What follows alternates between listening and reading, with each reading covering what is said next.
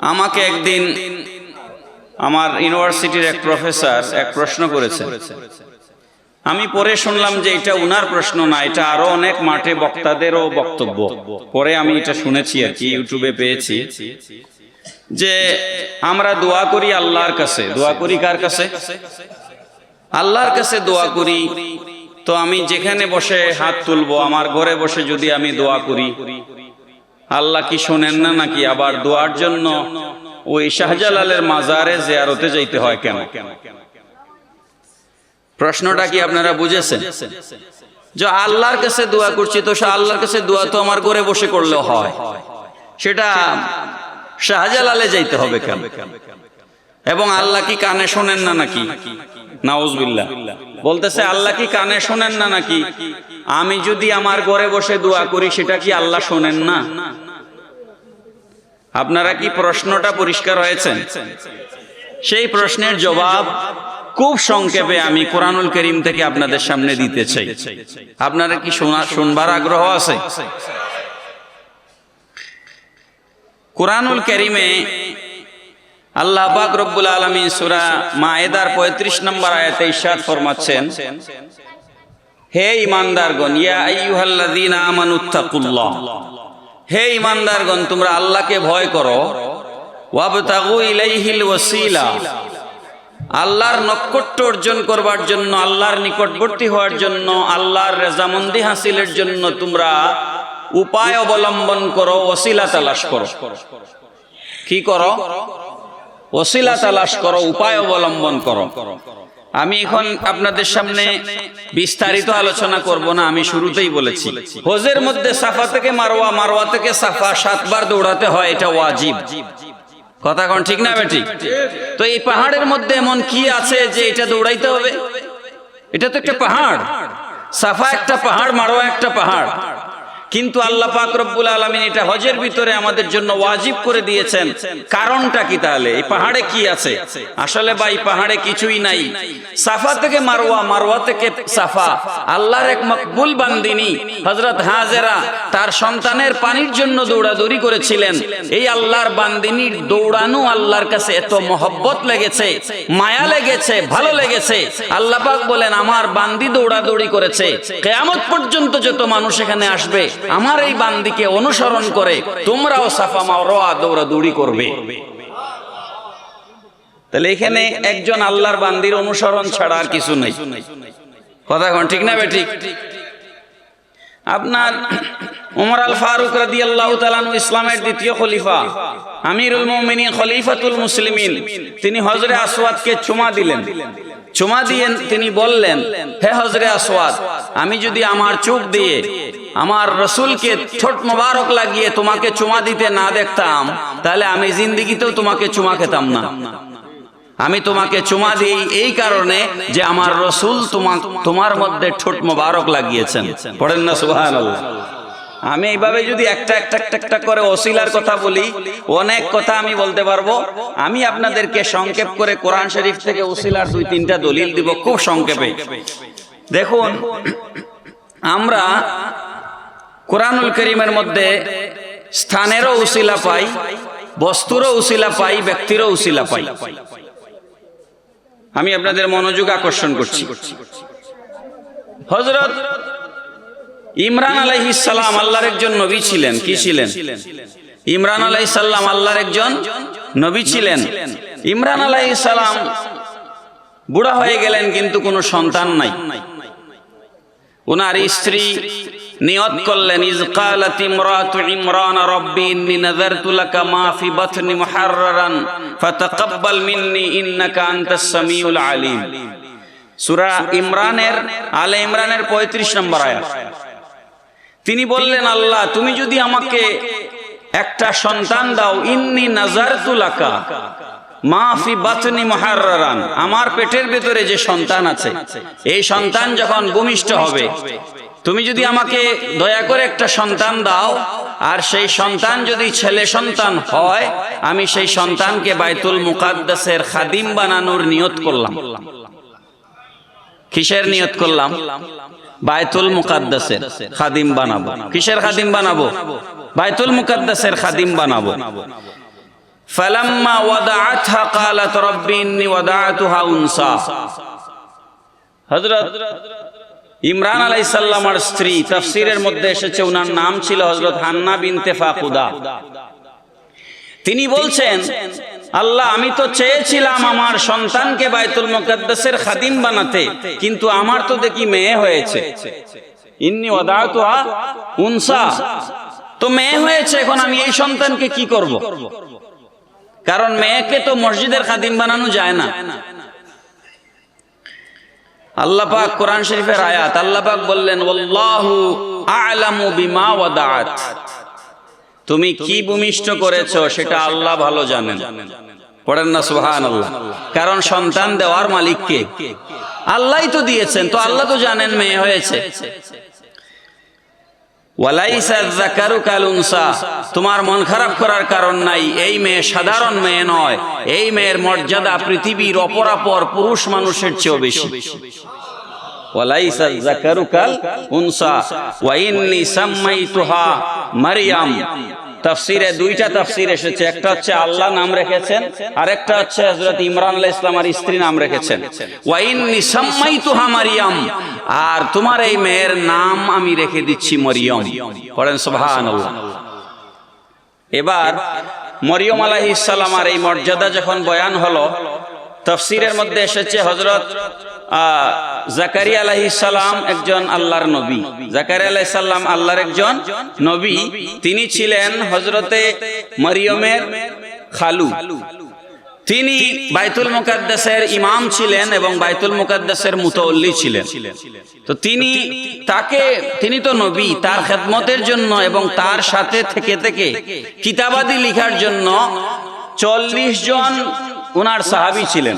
জাকারিয়া আলাইহিস সালামের 40 জন সাহাবী ছিলেন যারা উনার সাথে থাকতেন এবং কিতাব লিখতেন।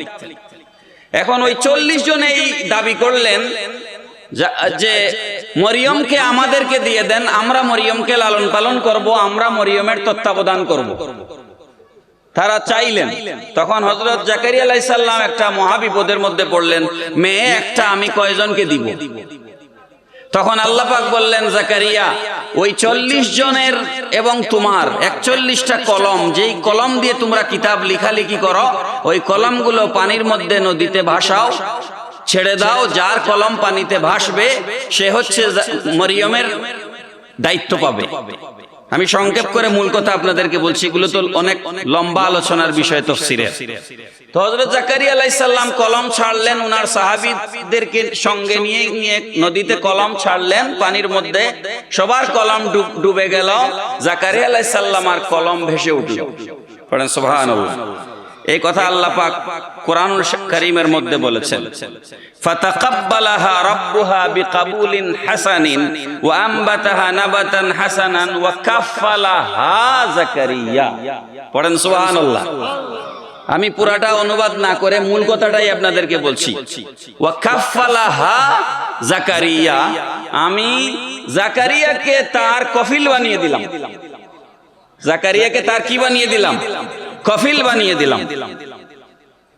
এবার জাকারিয়া আলাইহিস সালাম কি করলেন? তাফসীরের মধ্যে এসেছে, এবার জাকারিয়া আলাইহিস সালাম বাইতুল মুকাদ্দাসের মসজিদের, হুজুর তো দেখে এসেছেন, হুজুর আমার পাশে আছেন, উনি কয়েকবার ফিলিস্তিনের মসজিদে আকসা সফর করেছেন। আমি ভুল বলছি না শুদ্ধ বলছি, উনি শুধরায় দিতে পারবে। বাইতুল মুকাদ্দাসের মধ্যে একটা আলাদা কামরা বানানো হলো, যেখানে হযরত মরিয়মকে রাখা হলো। তো মরিয়ম তো মেয়ে মানুষ, তাকে তার পর্দার ব্যাপার আছে, তার সুযোগ সুবিধা অসুবিধার ব্যাপার আছে, তাকে একটা আলাদা কামরা দেওয়া হলো বাইতুল মুকাদ্দাসের ভিতরে। আর দিনে 3 বেলা হযরত জাকারিয়া আলাইহিস সালাম তার খাবার পৌঁছায় দেন ওই কামরার মধ্যে। সকালের নাস্তা, দুপুরের খাবার, রাতের খাবার, তারপরে রুম বাইরের দিকে তিনি তালা দিয়ে রাখেন। একদিন একটা অতি আশ্চর্যজনক ঘটনা ঘটলো।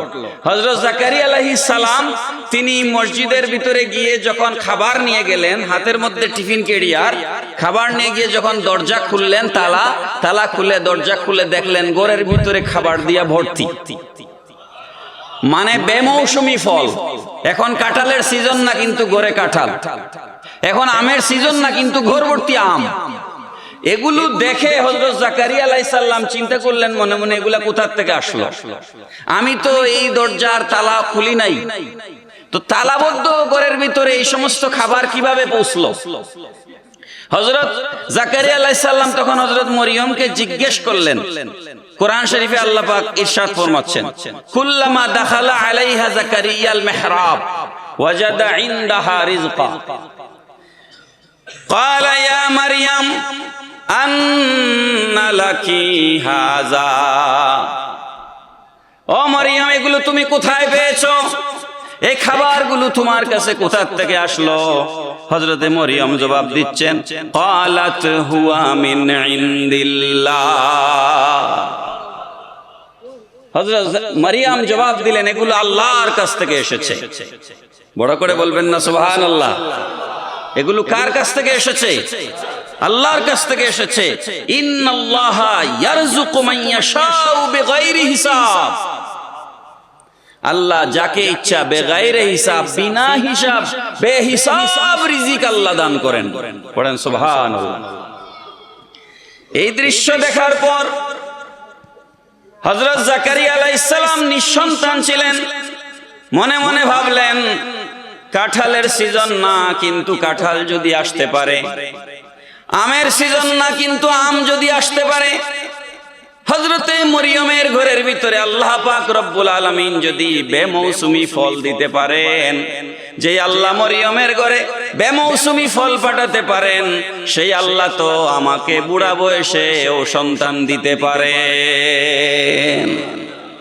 তার ভেতরে এটা একটা আকুতি জাগ্রত হলো এবং তিনি ভাবলেন, নিশ্চয় মরিয়মকে আল্লাহ পাক পছন্দ করেছেন।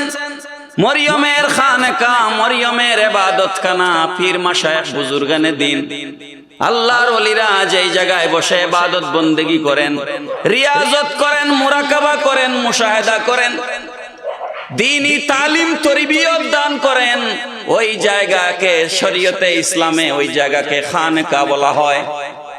কি বলা হয় ভাই? কি বলা হয়? খানকা।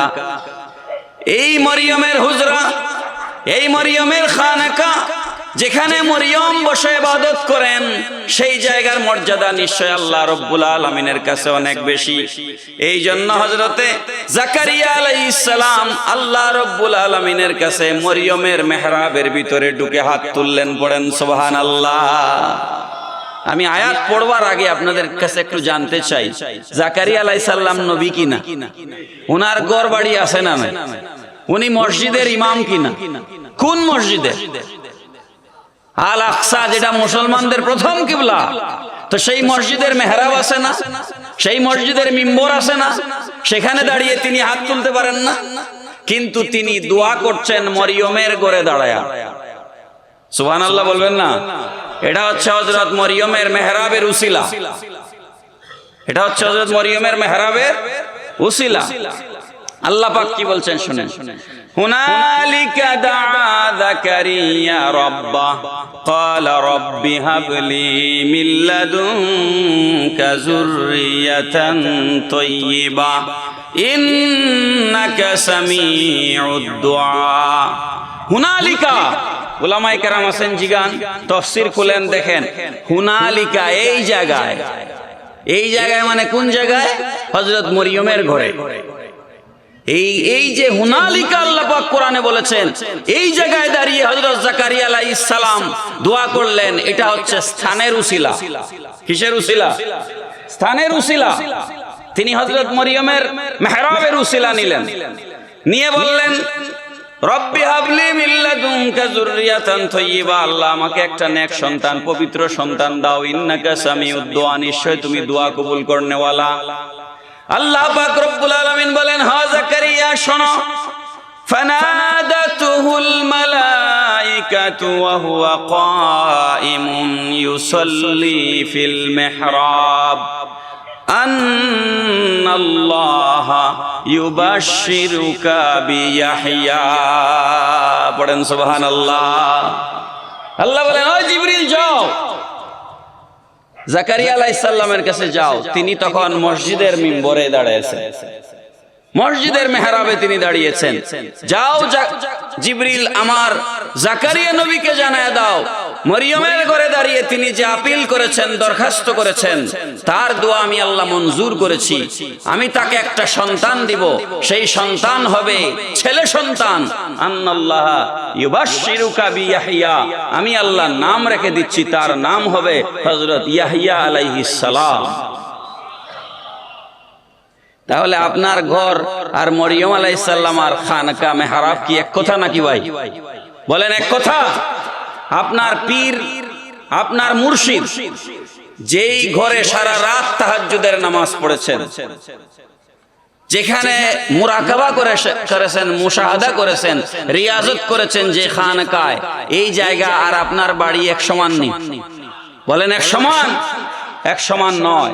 এই জন্য আমরা পীর মাশায়েখদের খানকায় যাই, আমরা আল্লাহর ওলিদের মাজার শরীফে যাই, কারণ এই জায়গাগুলো, শাহজালাল তো এমন একজন আল্লাহর ওলি ছিলেন, ওনার জীবনীতে এসেছে এক কাপ ছাগলের দুধ খেয়ে এক সপ্তাহ রোজা থাকতেন। এক কাপ ছাগলের দুধ খেয়ে এক সপ্তাহ। আমাদের 3 বেলা খাইলেও পেট ভরে না, কথা ঠিক না বেঠিক? শাহজালালকে যারা, আমাদেরকে যারা বেদাতি বলে, তারা তো 3 বেলা খাইলেও পেট ভরে না, অথচ শাহজালাল এক কাপ ছাগলের দুধ খেয়ে এক সপ্তাহ রোজা রেখেছেন। সুবহানাল্লাহ বলেন। তাহলে স্থানের উসিলা কোরআন শরীফে আছে না নাই? আমি মনে হয় আমার কথা লম্বা হয়ে যাচ্ছে, আমি সংক্ষেপ করছি, আমি সংক্ষেপ করব। আচ্ছা, এবার নেন স্থানের উসিলা। বোঝা গেল তো? স্থানের উসিলা কোরআন শরীফে আছে না নাই? আছে। বস্তুর একটা উসিলা সংক্ষেপে দিব। এগুলা এক একটা ঘটনা বয়ান করার জন্য কয়েক ঘন্টার প্রয়োজন, কিন্তু আমি আপনাদেরকে সামারি দিচ্ছি, সারমর্ম। হযরত ইউসুফ আলাইহিস সালামকে যখন ওনার ভাইয়েরা নিয়ে কুয়ায় ফেলে দিল, বাড়িতে ফিরে এসে বাবাকে বলল, ইউসুফ আলাইহিস সালাম আর বাবাও নবী ছিলেন, কি নাম? হযরত ইয়াকুব আলাইহিস সালাম। এসে বলল, আমাদের ভাইকে বাঘ খেয়ে ফেলেছে। আসলে তারা মিথ্যা কথা বলল। তারা কি করেছিল? কুয়ায় ফেলে দিয়েছিল। কুয়ার থেকে মিশরের একটা ব্যবসার কাফেলা তাকে নিয়ে গেল, লম্বা ঘটনা নিয়ে। তারা বাজারের মধ্যে ওনাকে বিক্রি করলো। মিশরের বাদশার উজির বাজার থেকে তাকে কিনে নিল, বাজারে তাকে নিয়ে নিলাম হলো।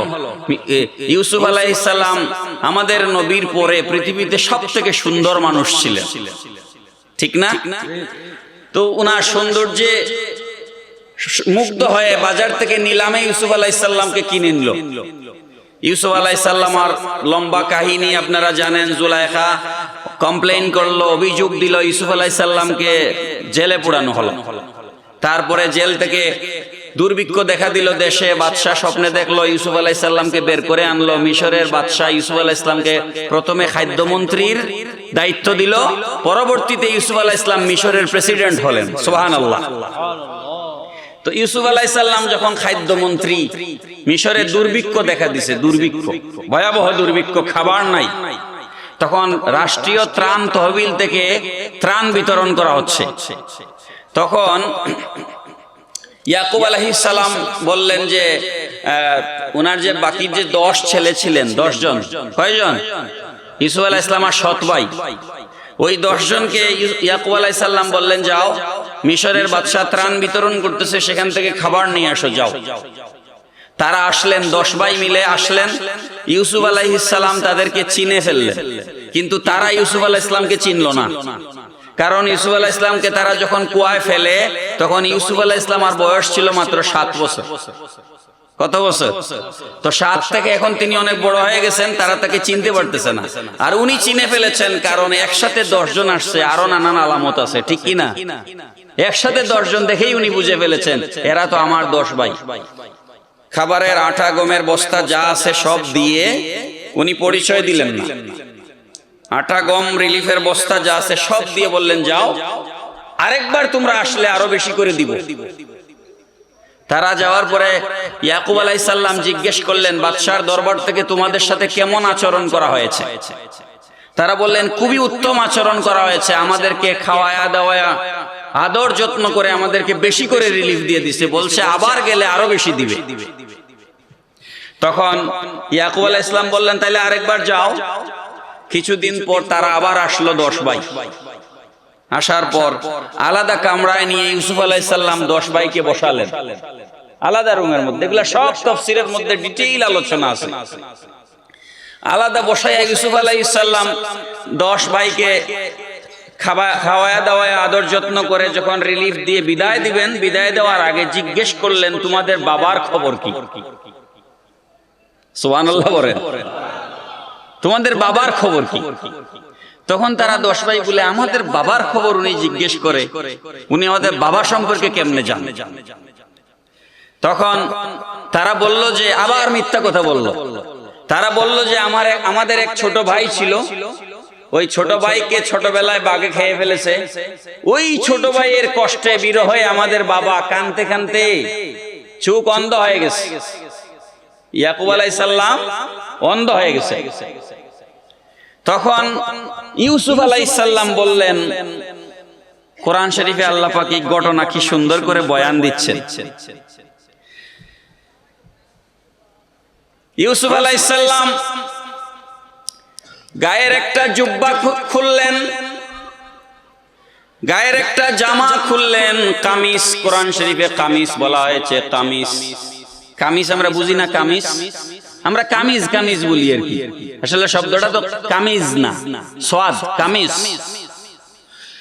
গায়ের একটা জুব্বা খুললেন, খুলে ভাইদের হাতে দিলেন, দিয়ে বললেন, ইযহাবু বিকামিসি হাযা ফালকুহু আলা ওয়াজহি আবি ইয়াতি বাসীরা।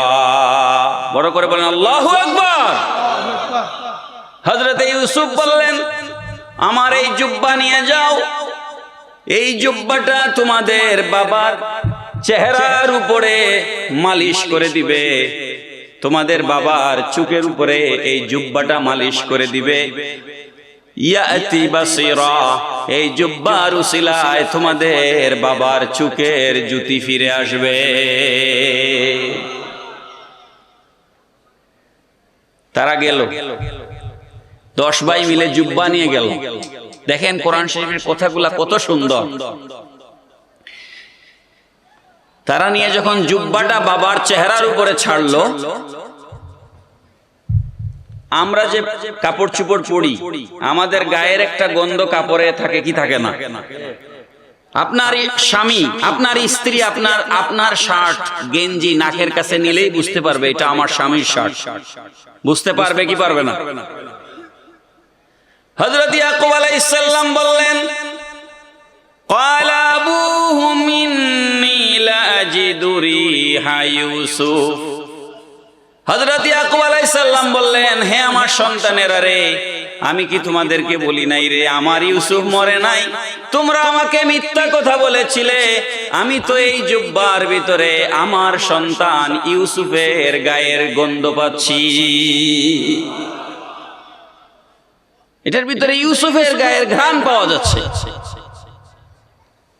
فلما جاء البشير ألقاه على وجهه فارتد بصيرا। যেই মুহূর্তে হযরত ইউসুফ আলাইহিস সালামের জুব্বাটাকে হযরত ইয়াকুব আলাইহিস সালামের চেহারার উপরে মালিশ করা হলো, আল্লাহ পাক রব্বুল আলামিন বলছেন, ফারতাদ্দা বাসীরা, এক মুহূর্ত বিলম্ব হয় নাই, সাথে সাথে হযরত ইয়াকুবের চোখের জ্যোতি ফিরে এসেছে। এখন আপনাদের কাছে আমার একটা প্রশ্ন আছে, ইয়াকুব আলাইহিস সালাম আল্লাহর নবী না? চোখ দেওয়ার মালিক কে? আমরা যে দেখি, যে আমি আপনাদেরকে দেখতেছি, আপনারা আমাকে দেখছেন, এই ক্ষমতা কে দিয়েছেন? একটু বড় করে বলেন না, কে দিয়েছেন? তো আল্লাহ যদি চোখের জ্যোতি দেন, তাইলে আবার জুব্বা লাগবে কেন? প্রশ্ন বুঝছেন আপনারা? আল্লাহ যদি চোখের জ্যোতি দেন, তো জুব্বা ছাড়া দিতে পারেন না? পারেন। কিন্তু কিয়ামত পর্যন্ত যে সমস্ত বেয়াদবরা জমিনে আসবে, যারা আমার ওলি আল্লাহদের ওসিলা মানবে না, নবীদের ওসিলা মানবে না, মাজার জিয়ারতকে শিরক বলবে, নবীর রওজা আকদাস মুবারককে জিয়ারতকে শিরক বলবে, আল্লাহর ওলিদের ক্ষমতাকে অস্বীকার করবে, কিয়ামত পর্যন্ত তাদের জবাব দেওয়ার জন্য আল্লাহ পাক ওসিলার দলিল সাব্যস্ত করে কোরআনে এই ঘটনা বয়ান দিয়েছেন। পড়েন সুবহানাল্লাহ। তাহলে বস্তুর উসিলা কোরআন শরীফে আছে না নাই? সহিহ হাদিসে আছে। আম্মা জান আয়েশা সিদ্দিকা রাদিয়াল্লাহু তাআলা আনহা বলেছেন, রাসূল সাল্লাল্লাহু আলাইহি সাল্লামের ওফাত শরীফের পর, নবীজি দুনিয়া থেকে বিদায় করার পর বহু মানুষ আমার কাছে আসতো, নানান অসুখ বিসুখ নিয়ে, পেটে ব্যথা, জ্বর, এটা ওটা। রাসূলের একটা ব্যবহার করা জুব্বা আমার কাছে ছিল, আমার কাছে আর কোনো ঔষধ ছিল না। আমি সেই জুব্বা পানিতে চুবাইয়া দিতাম, পান করত, জ্বর হইলেও ভালো হয়ে যেত, পেটে ব্যথা হইলেও ভালো হয়ে যেত, যেই রোগ নিয়ে আসতো সেটারই শিফা হয়ে যেত। পড়েন সুবহানাল্লাহ। তাইলে বস্তুর উসিলা আছে না নাই? বলেন আছে না নাই? এরপরে আরেকটা মজার কথা আছে এখানে, এটা না বললে লোভ সামলাতে পারছি না। দেখেন, এবার চোখের জ্যোতি যখন ফিরে আসলো ইয়াকুব আলাইহিস সালামের, ছেলেরা লজ্জা পেয়ে গেল। 10 ভাই কি বলো? লজ্জা পেয়ে গেল। তারা এবার অনুতপ্ত হলো। অনুতপ্ত হওয়া বুঝেন? যখন আমরা কোনো অপরাধ করে নিজেকে অপরাধী বলে নিজে নিজেই লজ্জিত হয়, এটাকে অনুতপ্ত হওয়া বলে। তারা 10 ভাই একসাথে তখন বাবাকে বলছে, قالوا يا أبانا استغفر لنا ذنوبنا। মারহাবা বলেন, মারহাবা। আমাদের ফান্দাউক দরবার শরীফের পীর সাহেব হুজুর কিবলা তাশরীফ এনেছেন, সবাই বলেন মারহাবা।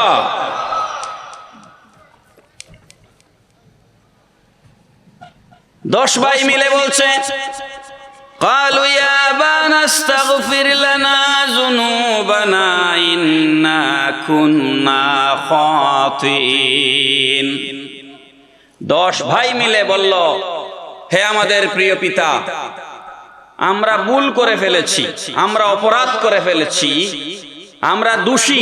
তারা নিজেরা দোষী সাব্যস্ত হল। আপনি মেহেরবানি করে আমাদের পক্ষ হয়ে আল্লাহর কাছে মাফ চান। পড়েন না সুবহানাল্লাহ। এই মুসলমান ভাইরা, দোষ করছে ইয়াকুব আলাইহিস সালাম না ছেলেরা? তো বাবা মাফ চাইবেন কেন? কথা বুঝছেন আপনারা? আমি কি আপনাদেরকে কোরআনের আয়াত পড়ে শোনাচ্ছি না?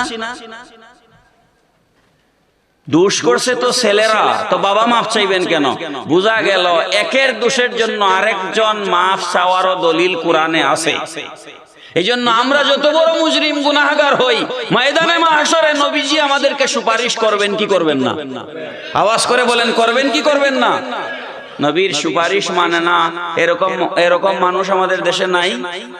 বলে হাসরের মাঠে নবী আরেকজনের সুপারিশ করা তো দূরের কথা, নিজের অপরাধের জন্য ফেল ফেল করে তাকায়া থাকবেন।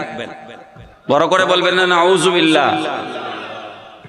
এখানে 10 ভাই মিলে বলতেছে, ইয়া আবানা আস্তাগফির লানা যুনুবানা, আমাদের গুনার জন্য আপনি আল্লাহর কাছে মাফ চান। নবী কি বললেন? না না, গুনাহ তোমরা করছো, মাফ তোমরা চাও না। নবী এটা বলেন নাই। নবী বললেন, কালা সাউফা আস্তাগফিরু লাকুম রব্বি, অচিরেই আমি আমার প্রভুর কাছে তোমাদের জন্য মাফ চাইব। সুবহানাল্লাহ বলেন। অচিরেই আমি আমার প্রভুর কাছে তোমাদের জন্য কি চাইব? মাফ চাইব। ইন্নাহু হুয়াল গফুরুর রহিম, আমার প্রভু গফুরুর রহিম, ক্ষমাশীল, দয়ালু। আমি আশা করি আল্লাহ আমার দোয়া কবুল করে তোমাদেরকে মাফ করে দিবেন। পড়েন সুবহানাল্লাহ। তাহলে এই আয়াতগুলোতে কিসের উসিলা পাওয়া গেল? জুব্বার উসিলা। বলেন না কিসের উসিলা? হ্যাঁ, আপনার পীরের ব্যবহার করা একটা জুব্বা, আপনার পীরের ব্যবহার করা একটা পাগড়ি, আপনার পীরের ব্যবহার করা একটা লাঠি আপনার জন্য হাদিয়া। ঠিক কিনা বলেন? আপনার জন্য বারাকা। তবে হ্যাঁ, এখানে কথা আছে, পীরের গোসল করা পানি, হ্যাঁ পীরের গোসল করা পানি, পীরের মাজার দোয়া পানি, এগুলো খাওয়া জায়েজ নাই। এগুলা খাওয়া কি জায়েজ নাই? আপনাকে শরীয়ত বুঝতে হবে। যাই হোক, আমি আর কথা বাড়াতে চাই না। আমি আপনাদেরকে স্থানের উসিলা দিলাম, বস্তুর উসিলা দিলাম। হ্যাঁ, এক মিনিটে ব্যক্তির একটা উসিলা দিয়ে আমার কথা শেষ করতে চাই। কোরআন শরীফে বিস্তারিত ঘটনা এসেছে, আপনারা জানেন ইয়েমেনের একটা শহর আছে সাবা। সাবা নামে কোরআন শরীফে একটা সূরা আছে, সূরা সাবা, আছে না নাই? সাবার একজন রানী ছিল, তার নাম রানী বিলকিস। হ্যাঁ, বিলকিস যখন হযরত সুলাইমান আলাইহিস সালামের রাজত্ব চলছে পৃথিবীতে, সুলাইমান ইসলাম একসাথে নবীও ছিলেন, বাদশাও ছিলেন। জানেন না আপনারা? তাকে নবী বাদশা বলা হয়। তিনি নবীও ছিলেন, বাদশাও ছিলেন। কে? হযরত সুলাইমান আলাইহিস সালাম। তো সুলাইমান আলাইহিস সালামের আমলে সুলাইমান আলাইহিস সালাম কোথায় বাস করতেন? ফিলিস্তিন। কোথায়? ফিলিস্তিনে। ফিলিস্তিন থেকে ইয়েমেনের সাবা শহরের দূরত্ব হচ্ছে 3028 কিলোমিটার। আপনি গুগলে সার্চ করলেই দেখতে পারবেন 3028 কিলোমিটার। ওই সাবা শহরে অগ্নি পূজারী একজন নারী, তার নাম বিলকিস। সে আগুনের পূজা করে। সে একটা আলাদা রাজত্ব কায়েম করলো। কি করলো? আলাদা রাজত্ব, একই রাষ্ট্রের মধ্যে আলাদা রাজত্ব। তার সিংহাসনের কথা তাফসীরের মধ্যে এসেছে। সুলাইমান আলাইহিস সালামের রাজ দরবারে একটা পাখি ছিল, তার নাম কোরআন শরীফে এসেছে, তাকে হুদহুদ বলা হয়েছে কোরআন শরীফে। ওই হুদহুদ এসে হযরত সুলাইমান আলাইহিস সালামকে বলল যে, ও আল্লাহর নবী সুলাইমান, আপনার রাজত্বে সাবা শহরে একজন মহিলা, সে আলাদা রাজত্ব কায়েম করেছে এবং সে আল্লাহকে মানে না, আল্লাহর ওয়াহদানিয়ত মানে না, আপনাকে নবী মানে না, সে হচ্ছে আগুনের পূজা করে। তখন সুলাইমান আলাইহিস সালাম রেগে গেলেন যে আমার রাজত্বে অগ্নি পূজারী এটা থাকতে পারে না। তখন তিনি মিটিং ডাকলেন, সভাসদ, বৈঠক বসালেন। এটাই আমার শেষ কথা। তিনি বললেন, ক্বালা ইয়া আইয়ুহাল মালাউ আইয়ুকুম ইয়াতিনি বিআরশিহা ক্বাবলা আন ইয়াতুনি মুসলিমিন। হযরত সুলাইমান বললেন, আমার এই বৈঠকে কে আছো যে বিলকিসের আরশকে, এখানে কোরআন শরীফে বিআরশিহা বলা হয়েছে, সিংহাসন। আরশের একটা অর্থ কি? সিংহাসন, চেয়ার। বিলকিসের মসনদকে আমার সামনে এনে দিতে পারবে? বিলকিস ইসলাম কবুল করবার আগেই আমার সামনে বিলকিসের সিংহাসনকে এনে দিতে পারবে? তাফসীরের মধ্যে এসেছে বিলকিস একটা চেয়ার বানিয়েছিল বসার জন্য। তার চেয়ারের সাইজ ছিল, দৈর্ঘ্যে হচ্ছে 80 ফুট, প্রস্থে 40 ফুট, আর উচ্চতায় 30 ফুট। তাফসীরের মধ্যে এসেছে সিঁড়ি বেয়ে বেয়ে চেয়ারের উপরে উঠে বিলকিস বসতো। কত ছোট না বড় চেয়ার? 80 ফুট, 40 ফুট, 30 ফুট, এত বড় চেয়ার। এই চেয়ারটা আমার মতো 2-4-5 জন বেটার পক্ষে নাড়ানো সম্ভব? বলেন সম্ভব নেই বাবা। সুলাইমান ইসলাম বললেন, কে পারবে বিলকিসের এই সিংহাসন আমার সামনে এনে দিতে পারবে? ক্বালা ইফরিতুম মিনাল জিন আনা আতিকা বিহি ক্বাবলা আন তাকুমা মিন মাকামিক। সুলাইমান ইসলামের বৈঠকে একজন জিন ছিল। কি ছিল? জিন। তার নাম কি? ইফরিত। জিন বলল, আপনি এই বৈঠক ভেঙ্গে আপনার কামরায়, আপনার কক্ষে ফিরে যাওয়ার আগেই আমি তার সিংহাসন আপনার সামনে এনে দিতে পারবো। সুলাইমান ইসলাম বললেন, না, তুমি বাদ। মানুষের মাঝে কে আছো? মানুষের মাঝে, জিন না। সুবহানাল্লাহ পড়ুন। সুলাইমান আলাইহিস সালামের একজন খালাতো ভাই ছিলেন। তাফসীরে আসছে ওনার খালাতো ভাই এবং ওনার সাহাবী।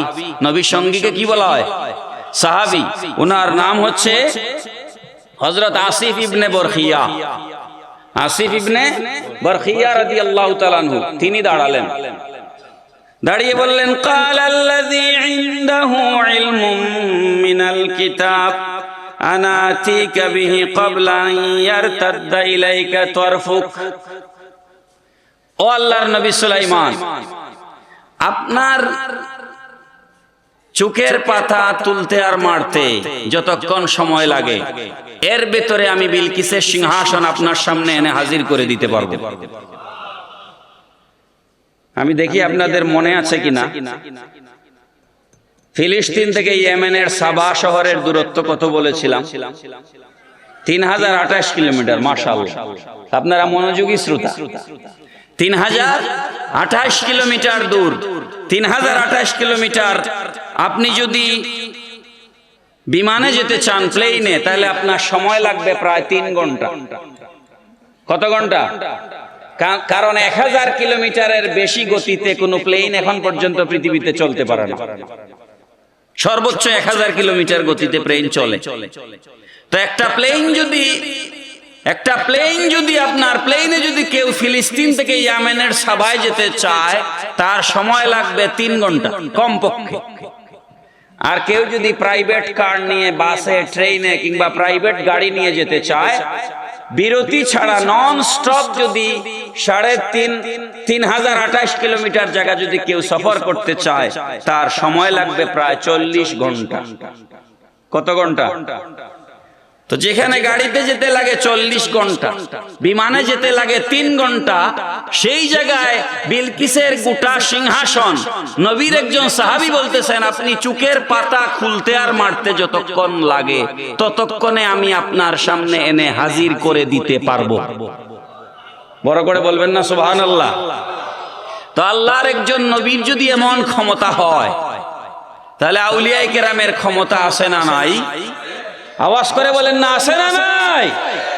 সেই আউলিয়ায়ে কেরামের ক্ষমতা স্বীকার করার নাম হচ্ছে আহলে সুন্নাত ওয়াল জামাত। আমরা এখানে এসেছি এই আল্লাহর ওলিদের সহবতে এগুলো জানার জন্য, শেখার জন্য এবং আকীদা বুঝার জন্য। তাহলে আমি সংক্ষেপে আপনাদেরকে 3টা বিষয়ের কথা বললাম। স্থানের উসিলা আছে কোরআন শরীফে, আছে না নাই? বস্তুর উসিলা আছে না নাই? আর এখন কি বললাম? ব্যক্তি, একজন আল্লাহর মাহবুব বান্দা, আল্লাহ চাইলে তাকে এমন ক্ষমতা দিতে পারেন যে 3000 কিলোমিটার দূর থেকেও তিনি কোন জিনিসকে টান দিয়ে তার নবীর সামনে এনে হাজির করতে পারেন। আল্লাহ পাক রব্বুল আলামিন এগুলো আমাদেরকে বুঝার তৌফিক দিন। সবাই পড়ি আমিন।